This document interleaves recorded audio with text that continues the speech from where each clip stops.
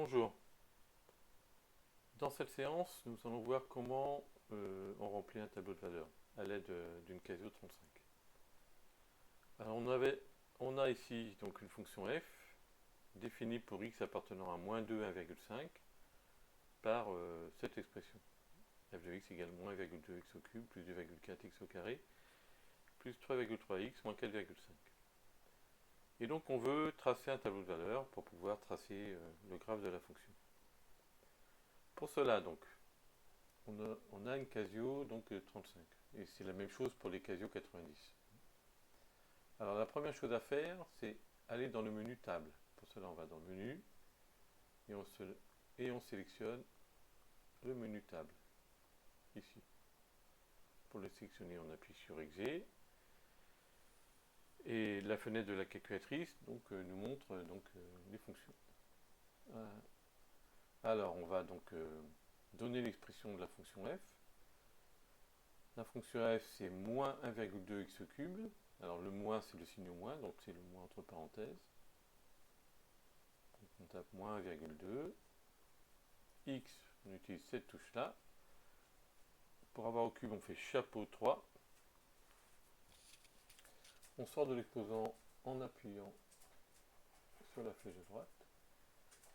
Donc plus 2,4 x2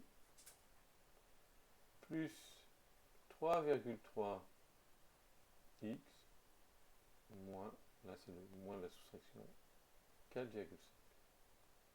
Et on valide donc l'expression en appuyant sur Exé. Ensuite, il faut dire qu'on veut un tableau de valeurs qui commence à x égale moins 2 et qui finit à x égale 1,5. Pour cela, on va dans le menu 7. Le menu 7 ici correspond à F5. J'appuie sur F5. On a start égale 0, donc on commence avec la valeur 0 ici. Or, nous, on veut le tableau de valeurs pour x commençant à moins 2. Donc là, on tape moins 2 sur la calculatrice et on valide. Ensuite, la dernière valeur, la valeur la plus élevée, est 1,5. Donc and est égal à 1,5. Je tape 1,5, je valide en cliquant sur Exit.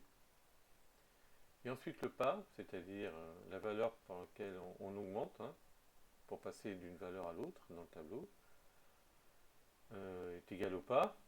Ça se dit step en anglais. Et là on voit que on augmente de 0,25 en 0,25. En tout cas le pas le plus petit c'est 0,25. Donc on va écrire ici 0,25. Et on valide en appuyant sur Entrée. Une fois cela fait, on quitte le menu en cliquant sur Exit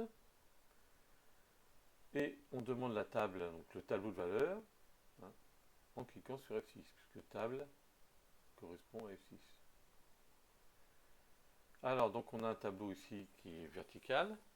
À gauche, dans la colonne de gauche, on a les valeurs de x, dans la colonne de droite, les valeurs de y1. Alors je me mets dans la colonne de droite pour avoir y. Et donc pour y égale moins 2, par exemple, j'ai x qui vaut 8,1.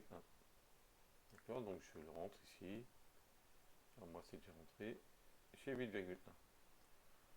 Ensuite, je clique sur la flèche du bas pour avoir les autres valeurs. Moins 1,75 correspond à 3,5, etc., etc. Et donc je peux mettre toutes les valeurs dans le tableau. Alors j'ai choisi une précision ici de une précision au dixième. Donc aux précisions au millimètre. Alors, donc parfois ça tombe juste, parfois ça tombe pas juste. Par exemple ici, pour x égale moins 0,25, j'ai moins 5,15, je vais arrondir à moins 5,2. Donc ici dans mon tableau, pour moins 0,25, ici, j'aurai moins 5,2. Et ainsi de suite, jusqu'à la valeur 1,5. Donc avec la calculatrice, j'obtiens aisément toutes les valeurs du tableau de valeurs. Voilà. il ne me reste plus qu'à tracer la fonction. Alors je peux la tracer en utilisant la Casio, hein, d'ailleurs. Pour cela, ben, je quitte le menu tableau, je vais dans le menu graphe, et normalement, vous voyez, la calculatrice a conservé l'expression de la fonction. Je n'ai plus qu'à cliquer sur Draw, c'est-à-dire tracer ou dessiner, et j'ai le graphe de la fonction. D'accord? Alors moi, ce que je vais vous demander après, c'est de tracer, d'avoir le graphe de la fonction, mais de le faire à la main. Hein, pour prendre l'habitude de tracer les fonctions à la main, on voit mieux ce qui se passe. Voilà, j'espère que cette séance vous sera utile. À bientôt.